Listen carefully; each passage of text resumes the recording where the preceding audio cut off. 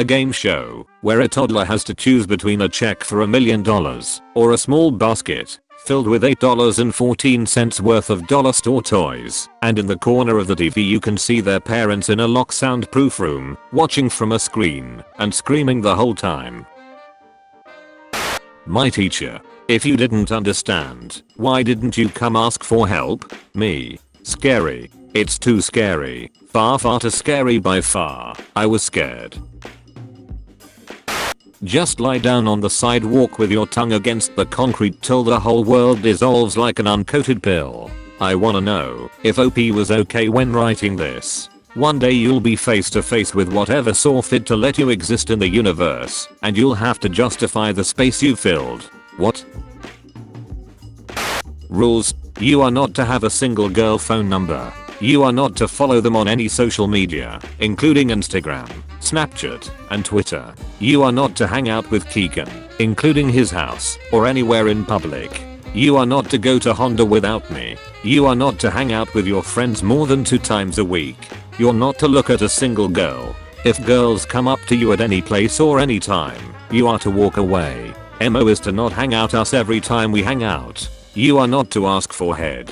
You are not to get mad at me about a single thing ever again. You're not to bring up Tyler, Noah, Devon, or Josh ever again. You are not allowed to drink unless I'm with you. I'm allowed to do a phone check whenever I please. If we move in, there are to never ever be girls at our house. If we move in together, your friends will rarely be allowed over. If I catch you around girls, I kill you. You are not to ditch me for your friends. Austin does not control when I hang out with you. We are to go on a legit date once every 2 weeks at least. If I say jump, you say how high, princess. You are to make sure you tell me you love me once a day at least, so I know you're not messing around. You are to never take longer than 10 minutes to text me back. Filed under. Yikes. Get a new girlfriend. Double yikes. A classic example of what abusive behavior in women can look like. This isn't cute or sweet, or just for anyone's own good. This is controlling.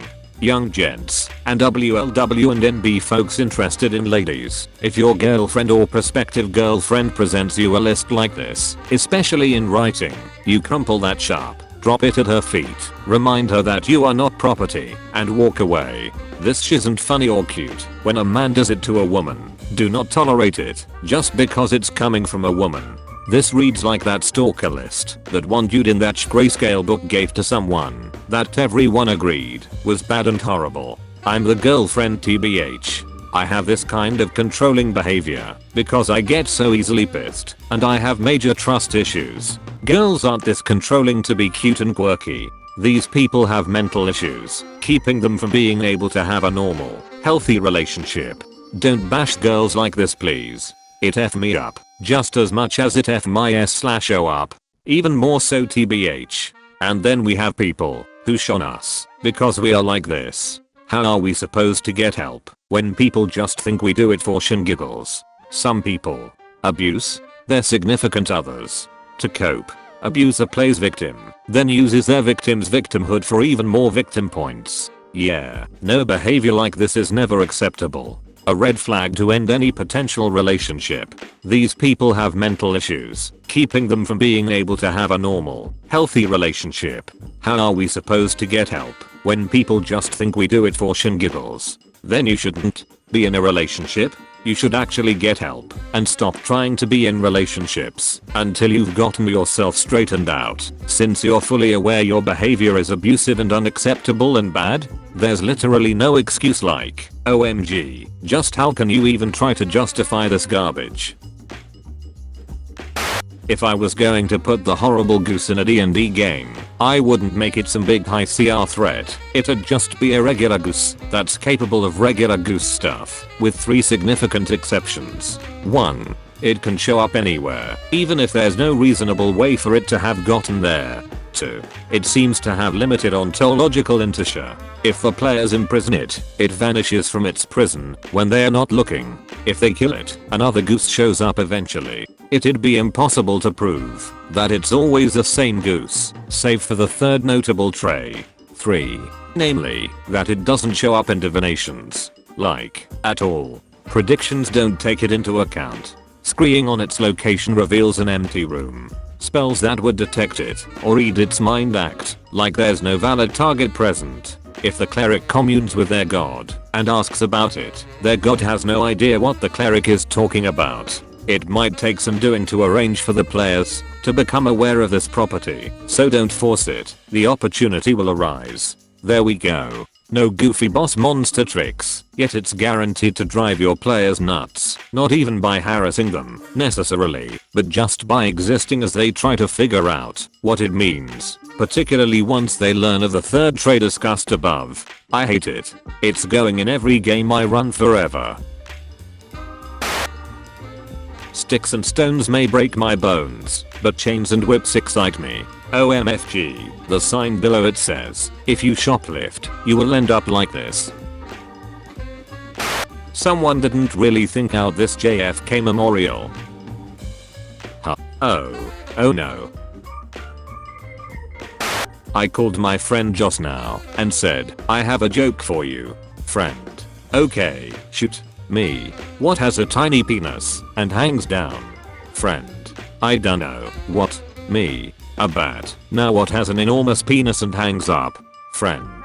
I dunno. What? Click. This is not a bad joke, Jeff. This is a pinnacle of comedy. What if we called flat soda flaccid soda instead? Hey. Tandem? I'm out for the evening. Okay, I'll wait. Tandem. Come home and face the horror you've created. No. Door. Reception. Doctor. Miscarriage. Attention. Friend, who makes honey and wax. Fuzzy friend, who loves flowers. Friend, who eats pests, but needs a little more personal space. Important. They are all friends. Most of the time they're just happy to get on with their business around humans. Sometimes they get a little too curious. Usually after a minute they'll realize you're not food or a good place to sit. But if they bother you, then it's best to just move away. Remember, they sting to defend themselves or their nest, and from their point of view, humans are gigantic, unpredictable, and potentially very dangerous creatures. It's understandable if you're scared of them, but please don't say they're evil. Twitter makes me so uncomfortable because weirdness on there is so performative. When someone is weird on Tumblr, you know they are eating drywall in life for real. I hope I get reborn as a duck who lives at Disney World and gets to eat potato chips that tourists paid $11.99 for. No matter how old you are, an empty wrapping paper tube is still fun to bonk someone over the head with. Seeing a cardboard tube activates the Cain instinct. You've heard of Fortnite Chapter 2. You've heard of Homestuck 2. You've heard of Overwatch 2. Now get ready for the sequel people actually want. Team Fortress 2. I built a nap hole in my closet, which is great and has no downside until someone comes into my room looking for me and I have to crawl out of my closet, which is frankly impossible to do with dignity and without looking like a sleepy golem hissing what does it wants. Who wakes us up? I see no downsides to this. I would like step-by-step instructions for how to make a nap hole please, and thank you. Gains EXP from not having a panic attack in Home Depot. Loses a little health because I made eye contact with a garden gnome. I've repeatedly seen British people make fun of American food for apparently always being either too sweet or too salty, but our cuisine is still pretty mild compared to a lot of other countries, and having repeatedly tried British food, I'm pretty sure the term you're looking for is having any flavor at all. Britain invaded over half the world for spices, and then decided they didn't like any of them. You're half joking, but that is legitimately what happened. Does anyone else ever unintentionally read a negative review of something you really like, and you have to consciously make an effort not to internalize it, and trick yourself into hating the thing you loved 2 seconds ago?